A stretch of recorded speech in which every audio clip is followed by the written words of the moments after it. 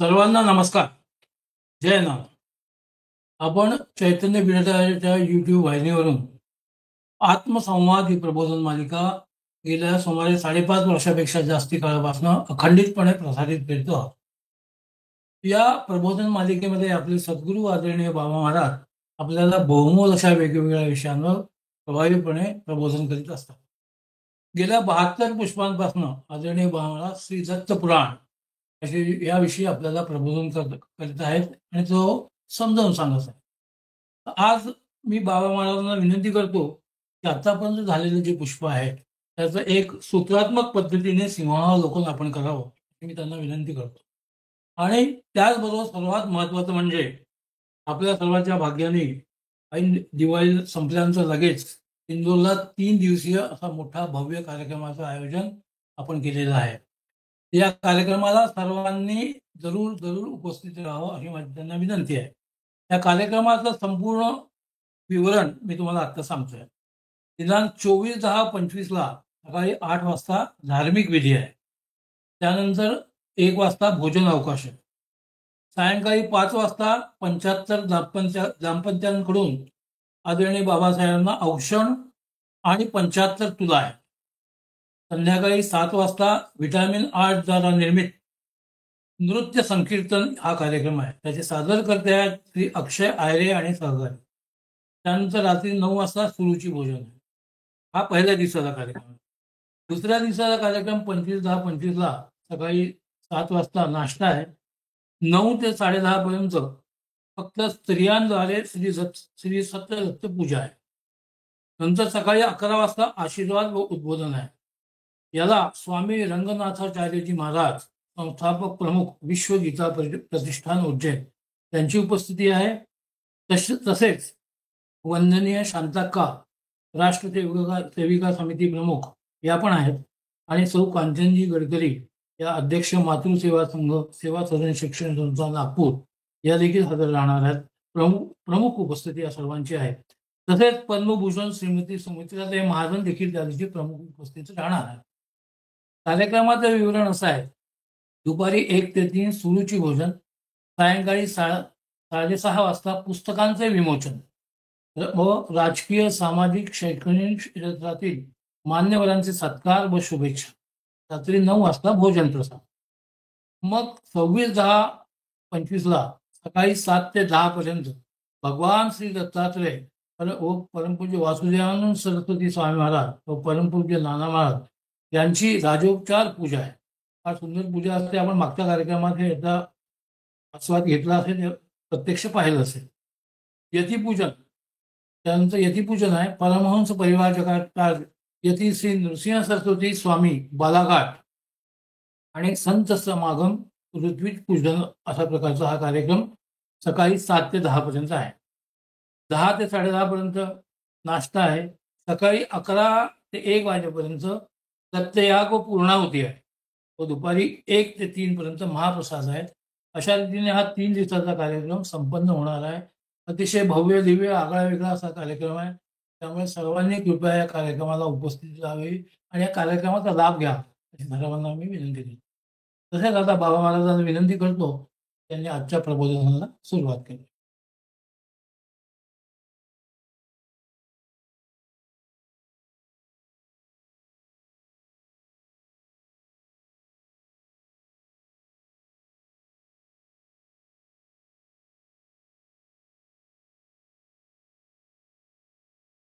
अनुसूया त्रिसंभूतो दत्तात्रेयो दिगंबरा मर्तृगामी स्वभक्तानां उद्धरतां भवसंकटा. आत्ताच आमच्या शांतीपुरुष सेवा ट्रस्ट, चैतन्यपीठ आणि शांतीपुरुष मासिकाचे कार्यकारी संपादक यांनी आपल्या समोर इंदूरला होणाऱ्या या कार्यक्रमाची आपल्याला कल्पना दिली. मला यात एक पुस्ती अशी जोडायची आहे की त्रिपदी परिवारने नाना महाराजांनी सुरू केलेला 75रीचा दत्त जयंती उत्सव, त्याचा हिरक महोत्सव 75 वर्षापासून इंदोरला सुरू आहे तो. आणि योगायोगाने बाबासाहेब तर्हाळेकरांचाही जन्म 1950ला, दत्त जयंतीच्या 1 महिना आधी नोव्हेंबर दिवाळीतला, म्हणून त्यांचा अमृत महोत्सव. त्या दोन्हीचा जणू काही संयोग असल्यामुळे नानाबारांचे सगळे आधीची सगळी मंडळी, तर्हाळेकर परिवार, आणि मग नानांच्या पश्चात त्रिपदी परिवारची मंडळी आणि आपल्या विविध संस्था, त्या 350 शाखांच्या स्वरूपात आज आपल्याला दिसून देतात आणि त्यांच्या माध्यमातून वेगवेगळ्या ठिकाणी आपण कार्य करतो आहोत. त्या संस्थांनी ठरवून जेव्हा नागपूरला या कार्यक्रमाची जणू काही सुरुवात केली, तेव्हा हा एक दुर्लभ असा योगायोग आहे की आपल्या कार्यक्रमाचा प्रारंभ हा स्वतः श्री मोहनजी भागवत आणि नितीनजी गडकरी यांच्या उपस्थितीत एका विशिष्ट शांतीपुरुषच्या विशेषांकाने झाला मागल्या नोव्हेंबरमध्ये. आणि बरोबर वर्षांनी त्याचा समारोप जो आहे या वर्षाचा, वेगवेगळ्या केंद्रावरती वेगवेगळ्या ठिकाणी मोठे महोत्सव होऊन त्याचा समारोप हा इंदूर स्थानावरती आता प्रतिष्ठेत सर्वांचे आदरणीय आणि वरिष्ठ असे संघातले सर्वज्ञात असे श्री भैयाजी जोशी आणि राष्ट्रसेविका समितीच्या अखिल भारतीय प्रमुख शांतक्का यांच्या उपस्थितीत या कार्यक्रमाचा समारोप होतो आहे. विशेष म्हणजे या इंदूरच्या कार्यक्रमामध्ये जवळजवळ 200-250च्या वर आपल्याला अनेक ज्ञात आणि अज्ञात, कारण आपला सर्वत्र त्रिपदी परिवार ज्या ज्या भागात आहे, जिथे आम्ही लोक जातो त्या भागातले काही संस्था आहेत, संस्थानिक आहेत, महामंडलेश्वर आहेत, संत आहेत, या जवळजवळ 200-250 मंडळींचा विशिष्ट अतिथी, अगदी युनिव्हर्सिटीच्या व्हाईस चान्सलर पासून शास्त्रज्ञ, वैदिक, याज्ञिक, संत आणि आपापल्या क्षेत्रात ज्यांचं कर्तृत्व मान्य आहे समाजात, अशी विद्वान मंडळी, जवळजवळ 200-250 विद्वान मंडळी, त्यांचा जणू काही एक प्रकारे समागम. कुंभ वगैरे हा फार मोठा शब्द आहे, पण त्रिपदी परिवारचा हा समागम हा या निमित्ताने होणार आहे. तेव्हा आपण सुद्धा सगळ्यांनी या कार्यक्रमामध्ये सहभागी जर झाला तर मला स्वतःला सुद्धा विशेष आनंद होईल. विशेषतः नाना रूपधरम त्रिभुवन नमितम अत्रेयम पाहिमा. आपण जरी नाना महाराजांना भगवान दत्तात्रेय, सद्गुरू, परमगुरू अशा स्वरूपात बघत असाल, पण नाना रूपधरम आपले सगळे आपण जे येणारी मंडळी आहात, ती जणू काही वेगवेगळ्या स्वरूपात नानाच प्रत्यक्ष आहे चैतन्य स्वरूपात. त्यामुळे आपण आलात की मला त्या नानांचं दर्शन होणार आहे, म्हणून मला विशेष आनंद होणार आहे. म्हणून मी मुद्दाम आपल्या समोर राजाभाऊंनी सांगितलं या वृत्ताला दुजोरा देऊन आपल्याला निमंत्रण देतो आहे. आजचा आपण जेव्हा विषय सुरुवात करतोय किंवा आतापर्यंत 72 पुष्प दत्तपुराण या ग्रंथाला झालेली आहे. आणि दत्तपुराणाच्या प्रत्येक श्लोकाचा अन्वयार्थ, अर्थ, भावार्थ आणि काही वेळा गुप्त अर्थ असे वेगवेगळ्या प्रकारचे अर्थ हे अनेक वेगवेगळ्या मंडळींनी त्यांनी दत्तपुराणावर भाष्य केलेले आहे. ती किमान 8 ते 10 लोक यांचा माझा परिचय आहे आणि त्यांचे 8 ते 10 ग्रंथ, त्यात इंग्लिश दत्तपुराण आहे, गुजराती आहे, मराठी आहे, संस्कृत मूळ संहिता आहे आणि दत्तपुराण याच्यावरती मराठी भाष्य अशा पद्धतीने केलेले 3-4 मंडळींचे आहेत. या सगळ्यांचा परामर्श घेऊन मग आपण ही दत्तपुराण या विषयावरची एक चिंतन मालिका, विमर्श, प्रत्येक श्लोकाचा गीतेप्रमाणे आपण आधी घेतला असा अन्वयार्थ घ्यायचा, त्याच्याविषयी चिंतन करायचं, असं आपण विषयाला सुरुवात केली. आणि जणू काही महाराज जेव्हा प्रत्येक ठिकाणी सांगतात की करता करविता दत्त मी तो निमित्तेची केवळ, किंवा केव्हा तरी 100 वर्षापूर्वी हा ग्रंथ किंवा स्वामी महाराजांनी लिहिला असेल तो ग्रंथ या आधुनिक, आपण ज्याला म्हणतो की दृक्श्राव्य या पद्धतीने लोकांसमोर जावा आणि इतक्या विस्ताराने तो नवीन पिढीपर्यंत पोचावा. आणि यातला सगळ्यात मोठा लाभ म्हणजे ज्या क्षणी त्यावेळेस एखाद्या कोणालाही साधकाला, अभ्यासकाला, संशोधकाला दत्तपुराणातल्या एखाद्या श्लोक किंवा एखाद्या विशिष्ट अध्याय संबंधी काही मनात जर का त्याच्या मनात काही विषय असेल तर हा एक प्रकारचा जो आपण केलेला उपक्रम आहे, हा निश्चित कुठं ना कुठे त्याला उपयुक्त होईल अशी मी निश्चितपणे स्वामी महाराजांचं समोर चित्र ठेवून, कारण स्वामी महाराजांचं इथे माझ्यासमोर चित्र असतं, त्यांना समोर ठेवून ही माझी धारणा आपल्यासमोर स्पष्ट करतो आहे. त्यामुळे जणू काही 100 वर्षांतर या पद्धतीने दत्तपुराण हे आगळ्या वेगळ्या अशा ऑडिओ विषय पद्धतीने प्रवचन स्वरूपात नव्हे तर दत्तपुराण समग्र संहिता विमर्श भाष्य या पद्धतीने आज आपण या युट्यूबच्या माध्यमातून लोकांसमोर मांडतो आहोत. हा विषय सगळ्यात महत्वाचं म्हणजे केवळ आणि केवळ कृपा ही केवलम, महाराजांच्या आणि नारायणच्या आशीर्वादामुळे याच्यात खंड पडला नाही, अखंडित ही मालिका सुरू आहे. पण एखादा विशिष्ट विषय हा जेव्हा 70 तासाच्या वर जेव्हा उद्बोधन असेल तेव्हा मधून अधून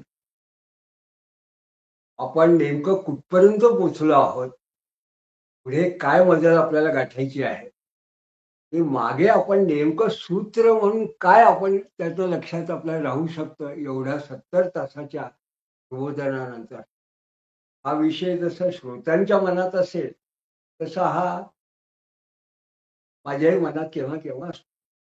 म्हणून आज आपण आत्तापर्यंत दत्तपुराणातल्या या विशिष्ट 72 पामधल्या तेव्हा आता आपण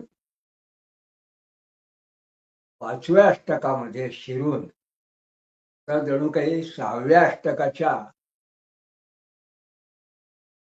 उंबरठ्यापर्यंत पोचलो आहोत. तेव्हा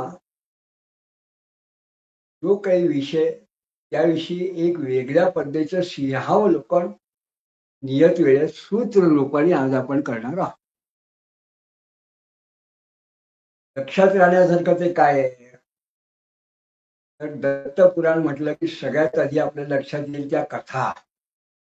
भगवान दत्तात्रयाचा जन्म आणि त्यांचे मग दोन अतिशय बलाढ्य असे शिष्य आणि तसेच इतके जगद्विख्यात त्यांचा वेदात, महाभारतात, भागवतात, रामायणात उल्लेख आहे असे त्यांचे शिष्य यांच्या कथा या जेव्हा आपण बघितल्या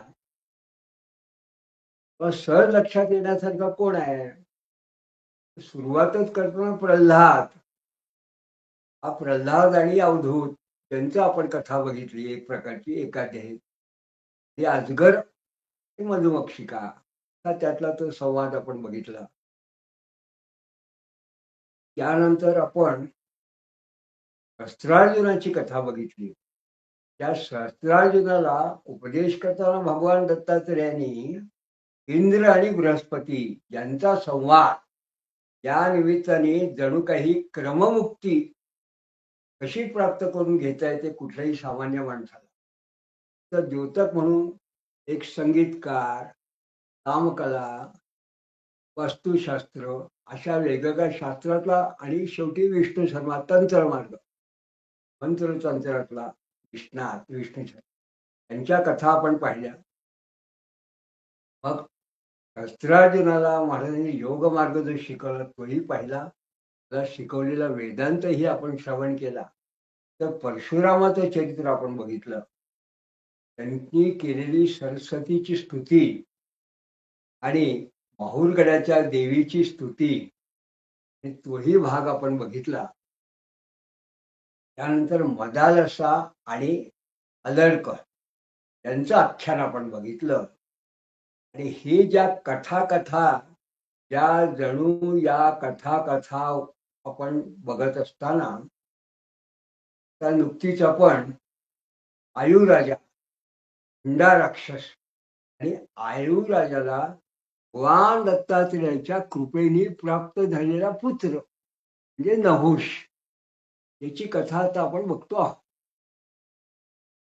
पण एखाद्या हारामध्ये तशी काही अनेक प्रकारची फुलं असावीत आणि त्याच्यामध्ये एखादा दोरा असावा. मग त्या दोऱ्याला त्याच्यामध्ये मग काही काही पानं असतात त्या हाराला, ते असतात. कधी चांदीचा वर्ख असतात, वेगवेगळी फुलं त्याच्यात खोचलेली असतात. आणि मग अशा पद्धतीने त्या हाराला कसं जास्तीत जास्त मोठं सुशोभित करता येईल अशा पद्धतीची जेव्हा आपण रचना एखादी दक्षिण भारतातले मोठे मोठे हार जे असतात त्यांची आपण बघतो तेव्हा आपल्याला कौतुक वाटतं, आकर्षण वाटतं. असं या दत्तपुराणामध्ये स्वामी महाराजांनी त्याची पुराणात पंचलक्षणाने ते आपण असं म्हणावं की मन्वंतर हा एक भाग आहे त्यातला. त्यानंतर ही पुराणाची 5 लक्षणं आहेत. त्या 5 लक्षणं ही तर सर्व मान्य आहे, पण ते आपल्याला सगळ्या पुराणात आपल्याला बघतात. त्याच्यामध्ये ही पुराणाची पंचलक्षणं जी आहेत त्यात मन्वंतर आणि कथा, प्रलय वगैरे या सगळ्या त्यातल्या ज्या गोष्टी असतील त्या असतील. आणि सर्ग आणि प्रतिसर्ग, सृष्टीची निर्मिती आणि सृष्टीच्या वरती पृथ्वीवर असलेल्या प्रजेची निर्मिती,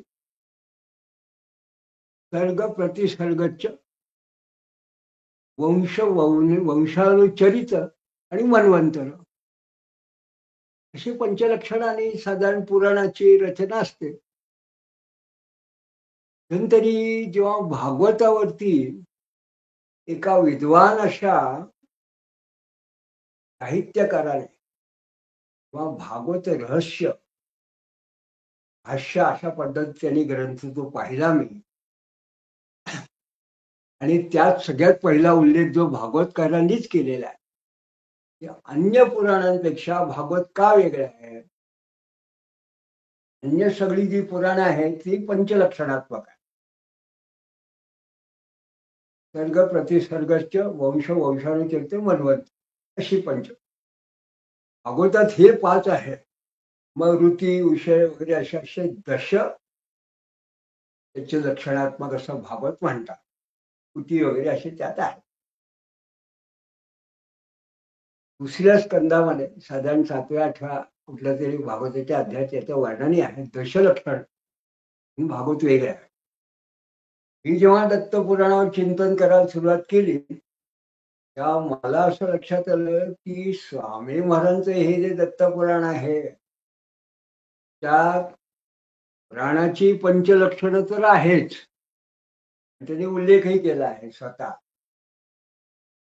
योग्य त्या ठिकाणी त्यांची चरित्र वंश वंशानुचरित्र आपल्याला दिसतात. मग भक्तांची चरित्र आहे, बाकी सगळं आहे. कुठल्याही पुराणात व्रतवैकल्य असतात ती सुद्धा आहे. आणि इतर जी माहिती असते ती सुद्धा असते पुराणांमध्ये काहीतरी. पण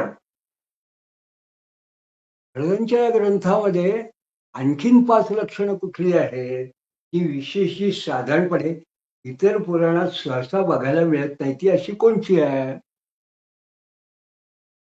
योग, याग, मंत्र,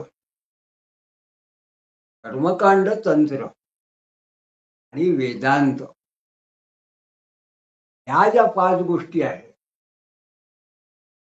या 5 गोष्टींचा जणू काही एक सूत्रात्मक असा धागा त्या मोठ्या हाराला, वेगळ्या रंगाचा जो हार आहे, हा मजबूत धागा, हा जो पंचसूत्र, हा या दत्तपुराणाच्या मधून आपल्याला प्रवाहित होताना दिसतो.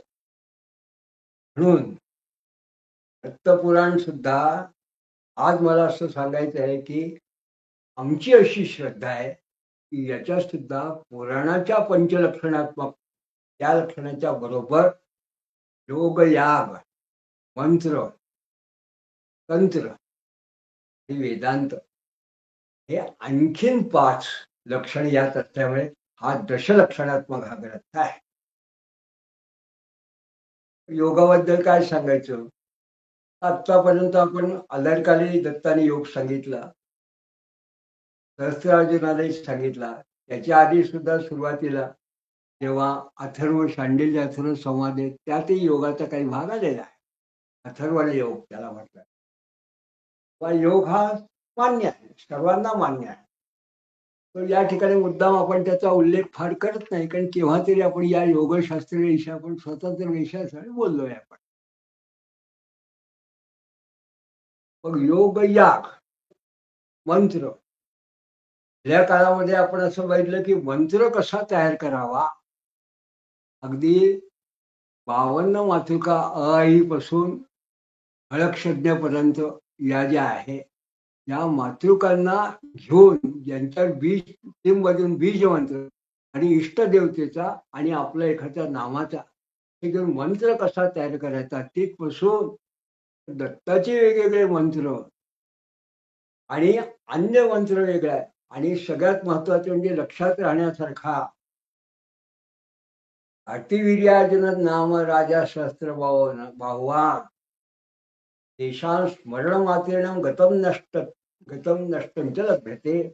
हरवलेली वस्तू सापडण्याचा मंत्र हा स्वामी महाराजांनी याच्यामध्ये आपल्याला उद्घाट करून दिला.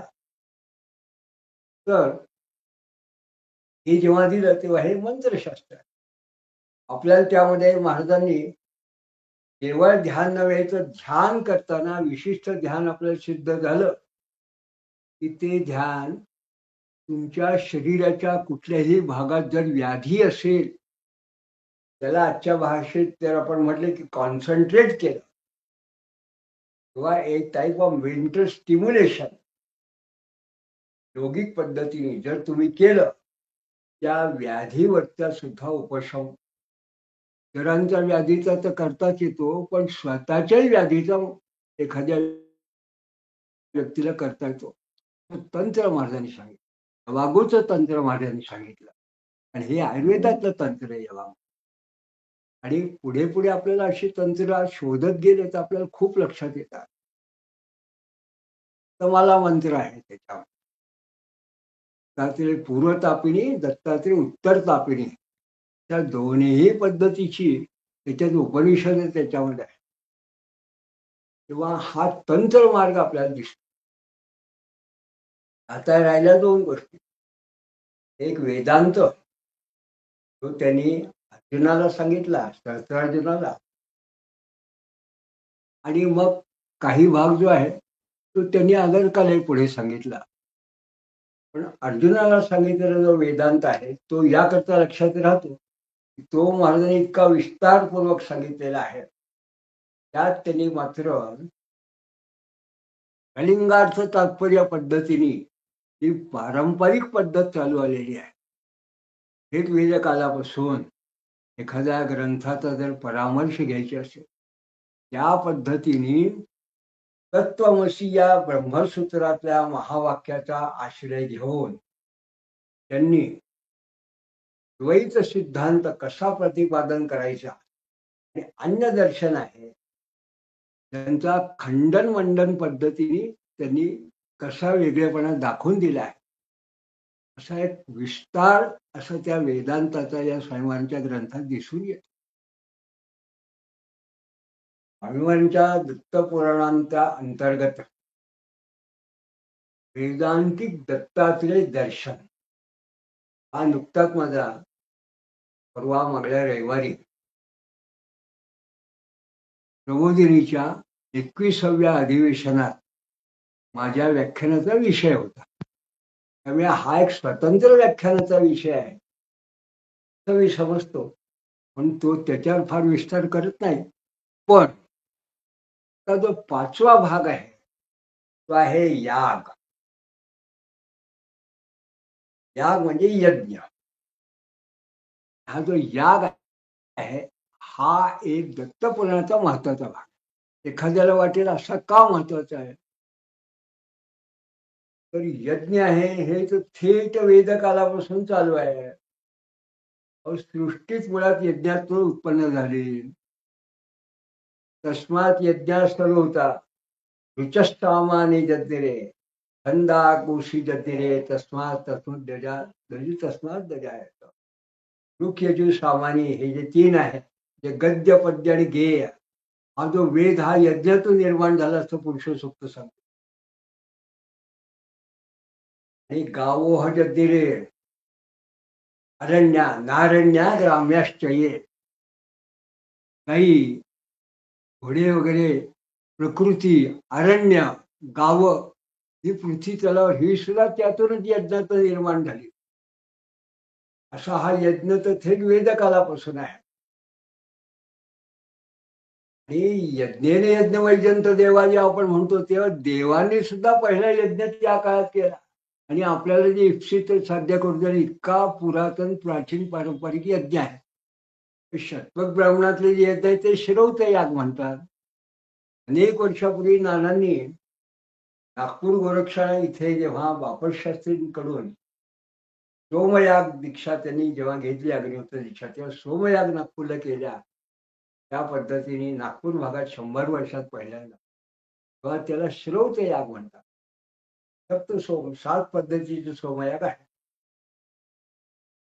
श्रौत याग आहे, मार्त आहे, स्मृती ग्रंथात जे सांगितलेलं ते आहे, पुराणोक्त आहे.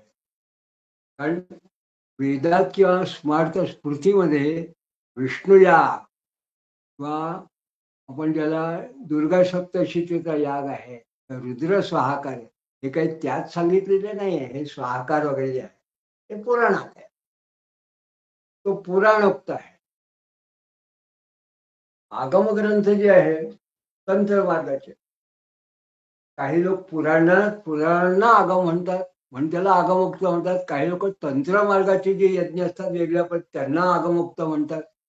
आणि एखाद्या माणसाला वाटलं की तंत्रोक्त आणि आगमोक्त, आगम निगम म्हणजे हे नाथ संप्रदायाची म्हणजे ध्वनी वगैरे जे म्हणतात ते, तर त्याला काही लोक तंत्रोक्त आगमोक्त असं म्हणतात.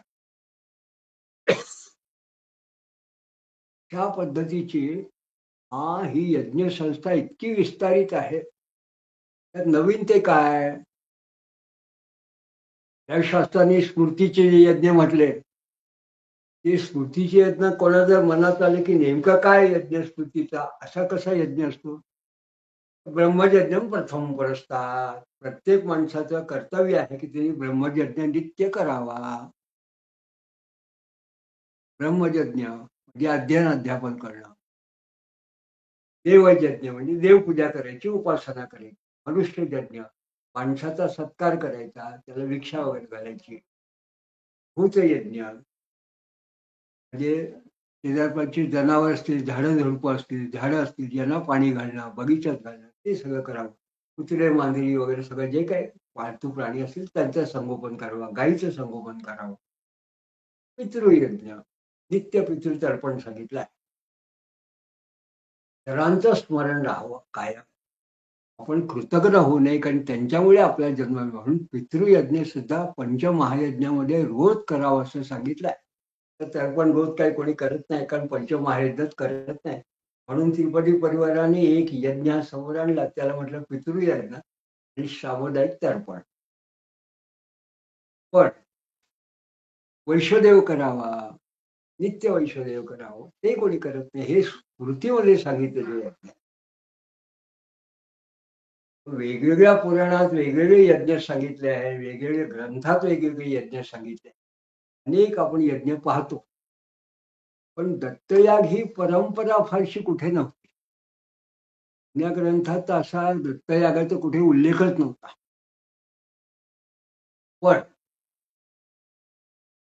दत्तयागाचा उल्लेख जो आहे, हा दत्तयाग कोणी केला पहिल्यांदा, याचा संदर्भ शोधता शोधता आधी दत्तपुराण. दत्तपुराणामध्ये मूळ कथा ज्या मार्कंडेय पुराणातून आली, त्या मार्कंडेय पुराणाचा शोध घेता घेता मला असं लक्षात आलं की एक वाक्य अतिशय महत्वाचं या मार्कंडेय पुराणामध्ये आहे. तर थोडा विषयांतर करून तो आपल्याला सांगतो की दत्तपुराण जेव्हा मी अभ्यास करायला सुरुवात केली, तर पहिलाच वेदपाद स्तुती हा अध्याय म्हणताना वेदाचे 64 अध्याय, म्हणजे 8 अष्टक, 64 अध्याय. त्या प्रत्येक अध्यायातली एक ऋचा आणि त्याचा अर्धपाद आहे, त्या चतुर्थ पाद आहे, एक चतुर्थांश हा बदलायचा. आणि त्या ऋचेचा अर्थ हा दत्तात्रय स्तुतीवाचक कसा होईल, अशी महाराजांची रचना आहे. त्यात त्यांनी ऋग्वेदाच्या सगळ्या 64 अध्यायातल्या ऋचा घेतल्या. उरलेले 3 वेद, यजुस्साम आणि अथर्वण, त्याचे 3 ऋचा घेतल्या. मग शन्नो देवी रविष्ठ वगैरे ही जी आहे सामगानातली ती घेतली. आणि मग चौथा जो भाग होता त्यात वेदांताची महत्वाची जी म्हणतात महावाक्य, ती कशी अपरोक्षपणे लक्षात यावी म्हणून तो वेदांत सूचक असा पहिल्या त्या वेदपाद स्तुतीमधल्या 68व्या श्लोकात महाराजांनी उल्लेख केला आणि सांगितलं की वेदांत हा या ग्रंथाचा एक वेगळाच गाभा आहे, तो प्रत्येकाने लक्षात ठेवला पाहिजे. तर ती सुरुवात कशी आहे, अग्नी मिळे परमदेव यज्ञशत्वाम तर्रीश्वर. या ठिकाणी दत्तयागाची सुरुवात यज्ञाच्या उल्लेखाने. या यज्ञामध्ये असणारा जो अग्नी आहे हा कोण आहे, यज्ञशत्वाम तर्धीश्वरम. हा जणू काही यज्ञामध्ये उपस्थित असणारा अग्नी जो आहे हा जणू काही तर्धीश्वर म्हणजे दत्तच आहे असं सर्वांना जणू काही सूचित करायचं आहे. हे दत्तपुराणाने पहिल्याच आपल्या श्लोकामध्ये दत्तयाग या संदर्भामध्ये आपल्याला एक संकेत दिला.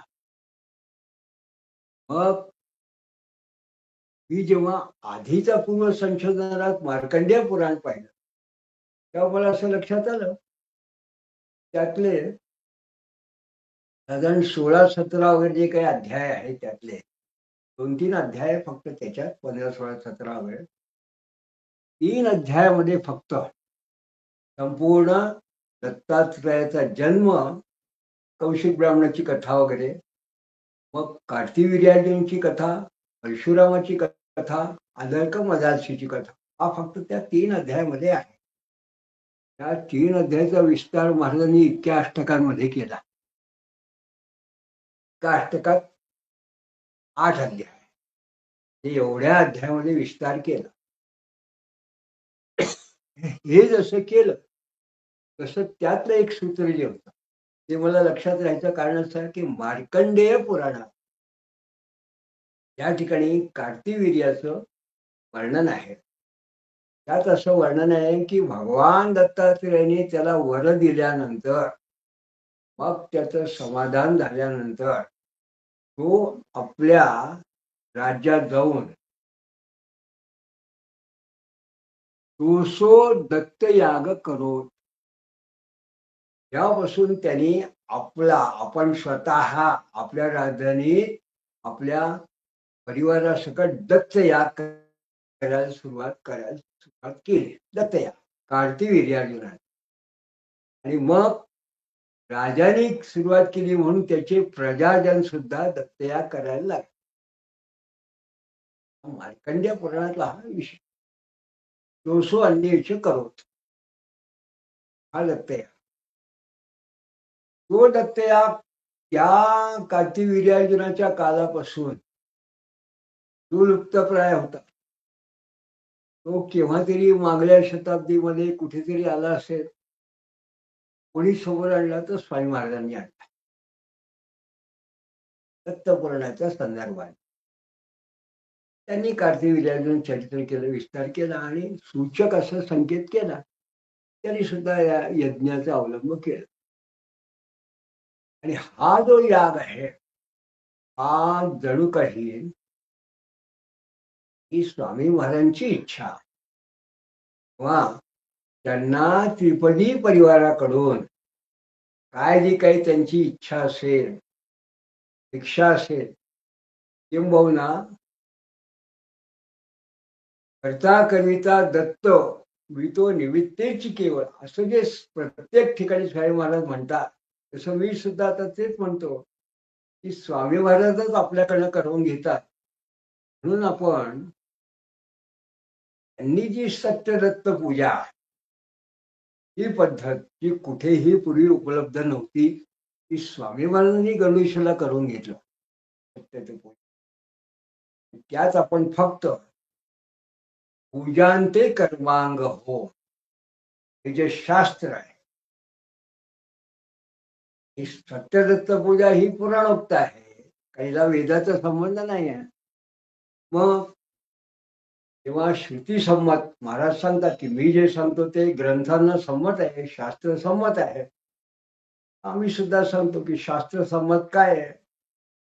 पुराणोक्त नाम गायत्री किंवा नाममंत्राने आणि तंत्र मार्गाने प्रत्येकाला महिला असो, स्त्री असो, पुरुष आहे सगळ्यांना यज्ञ करण्याचा अधिकार आहे. जसं महाराज सांगितलं योगही कोणालाही करतात तर यज्ञ करण्याचा अधिकार आहे. म्हणून तो जो याग होता सत्ययाग ही मूळ कल्पना ही सत्याची पूजा त्याला थोडा आजच्या कालाला विशेषतः तरुण वर्गाला डोळ्यासमोर ठेवून आपण या दत्तपुराणा अंतर्गत मूळ सूत्र हे यागाचं आहे ते डोळ्यासमोर ठेवून पण पदी परिवारची सर्व सुलभ दत्तयाग पद्धत ही आपण समोर आणली. दत्तात्रेयाची सत्यनारायण पद्धतीने पूजा करायची आणि ती प्रत्येक कोणी करू शकतो. पुराण त्याला काही प्रत्यय नाही, त्याच्याकरता मुहूर्ताची गरज नसते. तर गुरुचैत्रात मन शुद्ध असता त्या सर्व काळ वाचित जावे असं गुरुचैत्रात सांगितलं. मी सांगतो की सप्तशती केव्हाही वाचा पण वाचा. तसं दत्त यागाला काही मुहूर्ताची वगैरे अग्नीची गरज नाही आहे. मग असा हा दत्तयाग जो आहे की जेव्हा आपण बांधणी केली आणि मांडणी केली आणि मग सगळ्यांना सुटसुटीतपणे असा आपल्या आपल्या पद्धतीने करता येईल असा हा पुराणोक्त नाममंत्र नाम गायत्रीचा दत्तया होम हे आपण जेव्हा सुरुवात घेतली तर सगळ्यात आधी महाराजांसमोर ठेवलं, त्यांना प्रार्थना केली. का तर मंडळींनी असा संकल्प केलाय की 75 वर्ष होतात ते दत्त जयंतीला, 75 दत्तयाग करायचे आहेत. त्यावेळेस 75 दत्तयाग करायचं असं आपण भुसावळच्या त्रिपदी परिवारच्या एका मीटिंग मध्ये आपण सगळ्या मंडळींनी ठरवलं. तेव्हा अनेक लोकांच्या मनात ते संशय होता की दत्तयाग म्हटला की 4 ब्राह्मण, मग ते मांडणी करायची, मोठे विद्वान असं असा अहवाल घ्यायला पाहिजे, अमुक करायला पाहिजे, ते करायला. ते महाराजांची कृपा की आपण ते पुस्तक जणू काय आपलं तयार होतं, ते आपण केलं.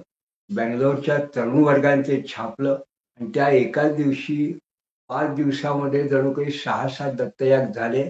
लोकांनी तरुण वर्गाला ते पटलं, रुचलं. त्यानंतर वर्षभर पुण्याला होतात आहे. आणि आज जेव्हा जेव्हा बाहेरगावची मंडळी भेटतात तेव्हा ते असे सांगतात की साधारणपणे वावसाहेब आम्ही या भागात इतके याग केले, आम्ही इतके याग केले आणि खूप छान वाटलं आम्हाला ते पुस्तकाच्या पद्धतीने आम्ही करतो. तरुण मुलं करतात, काही मुली करतात, काही महिला करतात आणि आम्हाला असं वाटलं की हे जे कार्य करतोय हे खऱ्या अर्थाने महाराजांचं कार्य जे आहे ते महाराजांचं या निमित्ताने भगवान दत्तात्रयाचा प्रचार प्रसार या निमित्ताने होतो आहे. आम्ही नानांच्या पश्चात त्रिपदी परिवाराच्या माध्यमातून या दत्तयागाच्या निमित्ताने लोकांपर्यंत पोचतो आहे. आणि मग यज्ञ जर वेद काळापासून आहे, आमची संस्कृतीच हीच मुळी यज्ञाची आहे, यज्ञ संस्कृती आहे. जर म्हटलं की आपल्या भारतीय संस्कृतीचं वैशिष्ट्य काय, यज्ञ संस्कृती. या यज्ञाच्या निमित्ताने वास्तुशास्त्र तयार झालं, विधी किती पाहिजे, मंडप कसा उभा करायचा, ऋषीची शाळा पाठशाळा कशी असावी, मग त्याच्या संविधा किती लागतील, कुठला असावा, मग इतर शास्त्र तयार झाली की यात आहुती करता काय काय आहे. मग ज्योतिष तयार झालं. त्या निमित्ताने की इष्टी पौर्णिमाशी, पौर्णिमा केव्हा होईल, अमुक केव्हा होईल, चातुर्मासिक याग असेल तेव्हा या कोणत्या नक्षत्रावर कोणता आहे करायचा, असे सगळे हळूहळू हे सगळी शास्त्र ही यज्ञ संस्कृतीने तयार झाली. मग यात पुढे यज्ञाचा त्यांनी वेगळ्या पद्धतीने जेव्हा विस्तार केला तेव्हा त्यांनी असं म्हटलं की या यज्ञाच्या 2 पद्धती आहेत. याचा प्रभाव 2 पद्धतीने काय. एक, यज्ञात भोवती पर्जन्य, पर्जन्यात अन्न संभावा. त्या अर्थाने सुबत्ता जर पाहिजे असेल, पाऊस पडायला पाहिजे असेल तर यज्ञ करावा. पर्जन्य याग आपल्या शास्त्रात म्हटला यज्ञाने होतो. अनेक ठिकाणची उदाहरण आहे की उत्तम पद्धतीने व्यवस्थित यज्ञ केला तर त्या ठिकाणी पाऊस पडतो. हे आता विज्ञानिष्ठाने काही बाबतीत लोकांनी कबूल केलंय की आर्टिफिशियल रेनिंग जे म्हणतात ते सुद्धा एक पारंपरिक पद्धतीने हा एक उपाय आहे. तसंच गीतेने आणखीन सांगितलं योग हा सुद्धा यज्ञच आहे. प्राणात अपानात जुन्नोती. काही लोक प्राणाचा अपानात, अपानाचा प्राणात, काही लोक प्राणाचाच प्राणात यज्ञ होम करतात. त्याला आत्मयज्ञ असं म्हटलंय. ओम तस्व विदुषो यज्ञसात्मा यजमान श्रद्धापती शरीर बुद्मुर वैदिर्लोमानी बहिर्वेदम शिखा शिखां हृदय रूप काम आज्य मनु पशुस्तपो निदा दक्षिणा वाग्धोता प्राण उद्गाता चक्षुधनु मनो ब्रह्मा श्रोत्रियाग्नी यावत घेते सा दीक्षा. याला आत्मयज्ञ म्हटलंय अरण्यकाने. हा प्राणयज्ञ आहे, योग आहे. त्याने आणखीन एक पाऊल पुढे टाकलं. त्यांनी झालं यज्ञानाम जपयज्ञोस्मी. आई यज्ञ आहे, द्रव्य यज्ञ, तपोयज्ञ, आहार यज्ञ, हे सगळे यज्ञच आहे. म्हणजे यज्ञाधीनम संस्कृताम सम्यक बोध कृती असे सुसंस्कृत लोकांचं जर का पुढे वाढवायची असेल, धर्माचं रक्षण करायचं असेल, सनातन धर्म पुढे चालवायचा असेल, यज्ञ संस्कृतीला आपल्याला पुढे वाढवायला पाहिजे. ही यज्ञ संस्कृती ही जणू काही महाराजांनी आपल्याला हे एक दत्तपुराणासारखा ग्रंथ दिला, त्यातून दत्तयागासारखा एक आपल्याला सूत्र मिळालं. त्या सूत्राने आपण दत्तयाग करतोय. मग आम्ही जेव्हा उल्लेख केला की लोक जेव्हा सांगतात तेव्हा ही महाराजांची योजना अशी 75चा संकल्प केला. आज जवळजवळ 350च्या जवळपास दत्तयाग झालेले आहे. जणू काही 75 वर्षाचे 75 करायचे, किंबहुना महाराजांनी 365 दिवसांचा रोज एक दत्तयाग जणू काही या वर्षात व्हावा अशी त्यांची इच्छा म्हणून जणू काही परिवाराकडनं करून घेतले. ही त्यांची इच्छा. त्याच अर्थ आपण जे दत्तयागाची पद्धत समोर आणली त्याला हे एक प्रकारचं स्वामी महाराजांचं शिक्कामोर्तब केला असं आपण समजा. म्हणून आपला होणारा उत्सव हा सुद्धा दत्तयाग प्रधान आहे. शपथ ब्राह्मणात सुद्धा राजे लोक मोठमोठे यज्ञ करायचे. या ठिकाणी विद्वान लोक जायचे, ऋषी एकत्र जायचे आणि त्या यज्ञात त्यांच्या चर्चा व्हायच्या. त्या चर्चेतून शपथ ब्राह्मण किंवा शतपथ ब्राह्मण्य उपनिषद किंवा त्यातला जो आरण्यक आहे त्यातला तो भाग संहिता, ब्राह्मण, आरण्यक आणि उपनिषद, शतपथ ब्राह्मण यजुर्वेद संहितेचा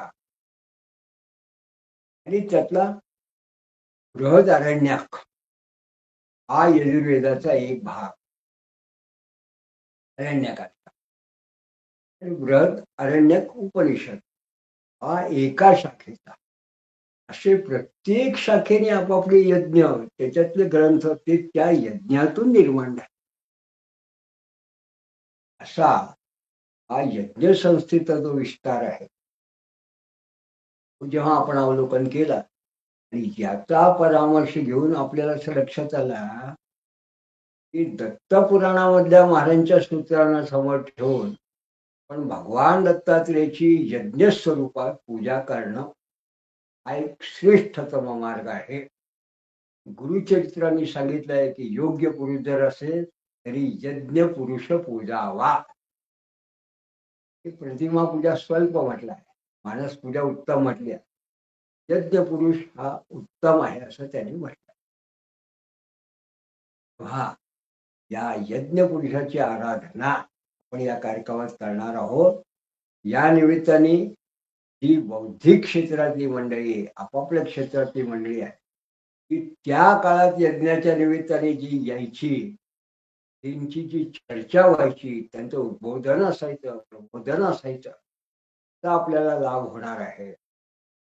आणि त्याबरोबर या यज्ञ संस्कृतीची एक वाहक असा झेंडा हा त्रिपदी परिवार पुढे घेऊन कसा समोर गेली 28 वर्ष सुरू आहे, चालतो आहे. आणि त्रिपदी परिवारची सुरुवातच मुळात मृत्युंजय यागापासून झालेली आहे 1992. मग त्या 1992 पासून जेव्हा पहिल्यांदा त्रिपदी परिवार हे नाव लोकांनी ऐकलं तेव्हापासून गेली 32 वर्ष पण ही यज्ञ संस्था आहे.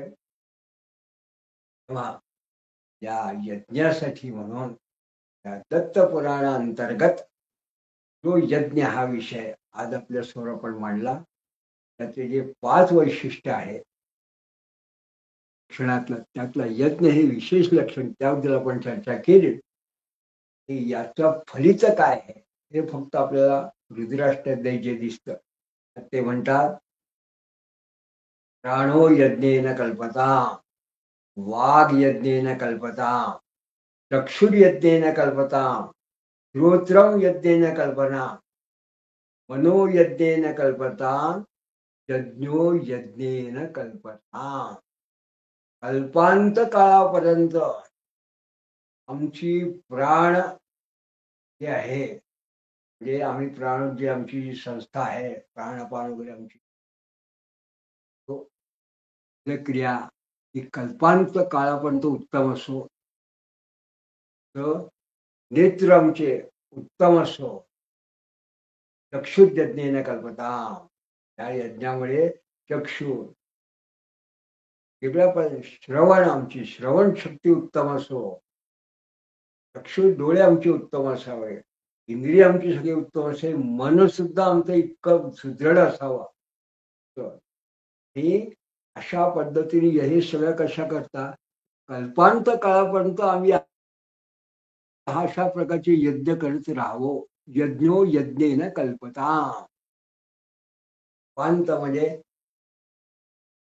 त्याला अनंत असा शब्द आहे. कल्प आहे म्हणजे कितीतरी लक्ष वर्ष, कोटी वर्ष, तोपर्यंत ती कल्पना केली आपल्या एक सूत्राने, तेव्हा या दत्त पुराणातल्या योग याग, मंत्र तंत्र आणि वेदांत हे जे 5 जास्तीचे लक्षण आहे पुराणापेक्षा, त्यातला आज हा याग हा लक्षण आपण जेव्हा बघितलं, आणि सगळ्यात पूर्वी दत्त याग हा कार्तिवीर्यार्जुने केले, त्यांनी सुरुवात केली. ह्या रामायण काळात सुद्धा रावणाच्या फार आधीचा आहे, रामायणात याचा उल्लेख आहे. त्या काळापासून सुरुवात केली आहे. युगापासून ही पुनरुज्जीत पद्धत स्वामी महाराजांच्या पश्चात आपण केली आहे आपल्या पद्धतीने. तेव्हा हे दत्त पुराणाचं एक वैशिष्ट्य याच्यावर आज आपण चिंतन केलं. आणि आता आपण पुढल्या पुष्पात आपण पुन्हा जेव्हा भेटू, तेव्हा आता याचा पुढचा दत्त पुराणातला जो पुढला भाग आहे त्याच्यावर आपण चिंतन करणार आहोत. पुनश्च आपण या शांतीपुर सेवा संस्थातर्फे आणि नानावार संस्थांतर्फे हा जो विशिष्ट दत्त या निमित्ताने जो विशिष्ट वैदिक आहे, संत आहे, ऋषी आहे, विद्वान आहेत, वेगवेगळे यांचा जो समागम होणार आहे दत्त्यागत, त्यात आपण जरूर सहभागी व्हावं. भगवानच्या चरणी इच्छा करतो. अद्भुत चिंतन श्री गुरुदेव